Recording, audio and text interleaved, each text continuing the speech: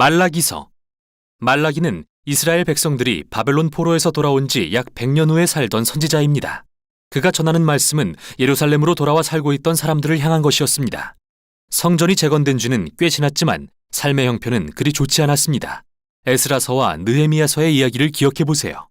처음 이스라엘 백성들이 포로에서 풀려날 때 그들에겐 소망이 가득했습니다. 돌아가서 자신들의 삶과 성전을 재건할 것이며 선지자들의 모든 위대한 약속들은 실현될 걸로 생각했죠. 메시아가 오셔서 통일된 이스라엘과 열방을 다스리는 하나님의 나라를 세우셔서 모두에게 공의와 평화를 가져오실 거라고 믿었고요. 하지만 그런 일은 일어나지 않습니다. 예루살렘에 돌아와 살던 이스라엘 사람들은 그들의 조상들처럼 하나님께 신실하지 못했음이 드러났고 그 결과 가난과 불의를 초래했죠. 말라기서에서 우리는 이 새로운 세대가 얼마나 부패하게 되었는지 발견할 수 있습니다. 이 책은 일련의 논쟁으로 구성되어 있는데요. 대부분 하나님께서 먼저 무언가를 주장하거나 질책하시는 것으로 시작해서 이스라엘이 하나님의 발언에 이의나 질문을 제기하면 하나님께서 이에 응답하시고 최종 발언을 하시는 형태입니다. 이런 논쟁은 총 6번 일어나는데요. 처음 3번의 논쟁에서 하나님은 이스라엘의 부패를 폭로하시고 다음 3번의 논쟁에서는 그들의 부패를 대적하시죠. 그리고 이들 논쟁과 반박을 통해 우리가 받는 전체적인 인상은 포로 생활이 근본적으로 그들을 전혀 변화시키지 않았다는 것입니다. 이스라엘의 마음은 여전히 굳어 있습니다. 첫 번째 논쟁은 하나님이 여전히 자신의 언약 백성을 사랑하신다는 말씀으로 시작합니다. 그들의 실패에도 불구하고 말이죠. 그런데 이스라엘은 무례하게도 자신들을 사랑하신다는 증거가 어디에 있냐며 이의를 제기하죠. 이에 하나님은 이스라엘에게 그들의 조상인 야곱 가문을 선택하시고 하나님의 언약의 계승자로 삼으신 은혜를 상기시키십니다.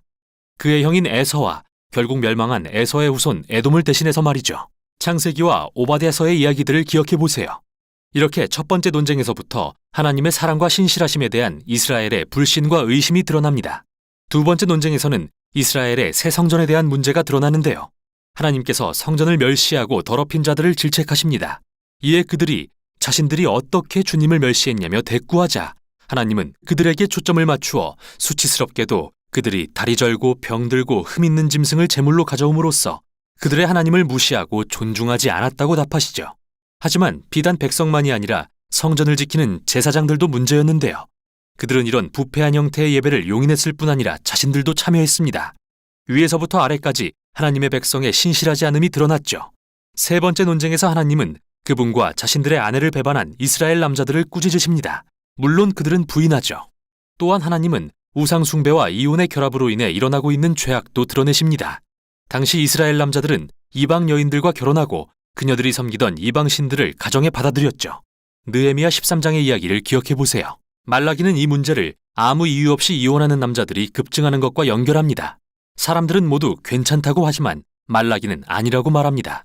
그건 하나님과의 언약을 배신하는 거라면서요. 이제 말라기는 이스라엘의 불순종에 대적하는 논쟁 부분으로 전환합니다. 네 번째 논쟁은 이스라엘 사람들이 하나님의 무관심을 비난하고 공의의 하나님이 어디 계시느냐고 묻는 것으로 시작합니다. 그들은 불의와 부패가 성행하는데 하나님은 아무것도 하지 않으신다고 생각한 거죠. 이에 하나님은 다시 임하실 여호와의 날을 위해 그분의 백성을 준비시킬 주의 사자를 보내실 거라고 대답하십니다. 그는 불과 같이 주의 백성을 정결케 하고 우상 숭배와 음란과 불의를 제하여 오직 신실한 자들만 주의 백성으로 남게 할 것입니다. 다섯 번째 논쟁에서 하나님은 백성들에게 돌아오라고 말씀하십니다. 이에 그들은 어떻게 돌아갈 수 있냐고 묻습니다. 그러자 하나님은 그들의 이기심을 지적하시면서 그들이 성전을 위한 11조를 드리지 않고 있다는 것을 보여주십니다. 여기서 11조란 말은 10분의 1을 의미하는데 이스라엘 사람들이 연간 수입과 소출의 10분의 1을 성전과 제사장들을 후원하기 위해 기부했던 헌금입니다. 이 관습은 토라의 다른 부분들에도 기록되어 있죠. 그런데 우리는 말라기서와 느헤미야서를 통해 이스라엘이 이 책임을 등한시했다는 사실을 알게 됩니다. 그러니 성전은 황폐해졌을 수밖에요. 하나님은 이런 그들을 질책하시며 그들에게 부어주고 싶으나 오직 그들이 하나님께 온전히 신실할 때에만 그렇게 될 것이라고 말씀하시죠. 마지막 논쟁에서는 사람들이 하나님을 비난하며 그분을 섬기는 게 헛되다고 말합니다. 행악하며 교만한 자들이 성공하는데 하나님은 아무것도 하지 않으시는 것 같았기 때문이죠. 그러자 하나님은 책에서 처음으로 직접 하시는 말씀이 아닌 이스라엘의 신실한 남은 자들에 대한 짧은 이야기를 통해 대답하십니다. 이들은 주님을 경외하고 함께 모여 어떻게 하나님을 높이고 섬길지 논하기를 사모하는 자들입니다. 그래서 하나님은 그들을 위해 일종의 기념책이 기록될 것을 명하시는데요. 그들이 이 책을 읽고 하나님의 성품과 약속들을 기억할 것입니다. 말라기는 여기서 성경이 하나님의 선물임을 생각하게 합니다. 성경은 하나님이 행하신 일을 기억하게 함으로써 우리에게 신실함과 미래에 대한 소망을 갖게 해주지요. 이제 이 책의 결론으로 향합니다. 이 부분은 네 번째 논쟁에서 등장한 여호와의 날에 대한 주제를 가져와 다루는데 그 이상으로 발전시키죠. 하나님은 정결케 하는 심판의 날을 정하셨으며 그날에 그분의 백성 중 악한 자들을 남김없이 태울 것이라고 하십니다. 하지만 결론 부분은 신실한 자들의 미래에 대해서도 덧붙입니다. 그들에겐 여호와의 날이 위협이 아니라 기뻐할 이유인 까닭이죠. 그날엔 공의로운 해가 떠올라 치유와 생명과 미래의 소망을 주는 광선을 비출 것입니다. 이렇게 말라기의 논쟁은 끝나지만 아직 이 책의 내용이 조금 더 남아 있습니다. 마지막 세 절은 논쟁에는 포함되지 않으면서 사실상 일종의 부록 역할을 하는데요.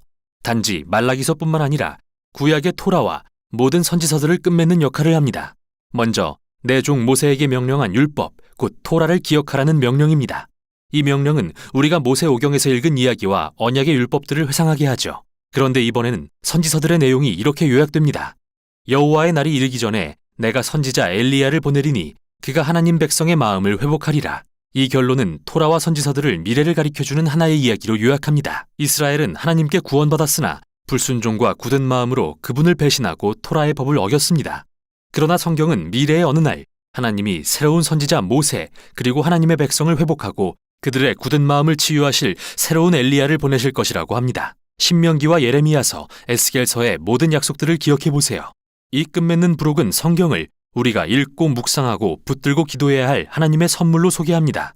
성경은 인간의 본성과 우리의 이기심 그리고 우리의 죄에 대한 진실을 이야기하지만 하나님의 약속 또한 선포합니다. 언젠가 그분은 사자를 보내신 후 직접 오셔서 악을 대적하고 그분의 백성을 회복하며 공의로 치유하실 것입니다. 이것이 바로 말라기와 토라 그리고 모든 선지서가 전하는 미래의 소망입니다.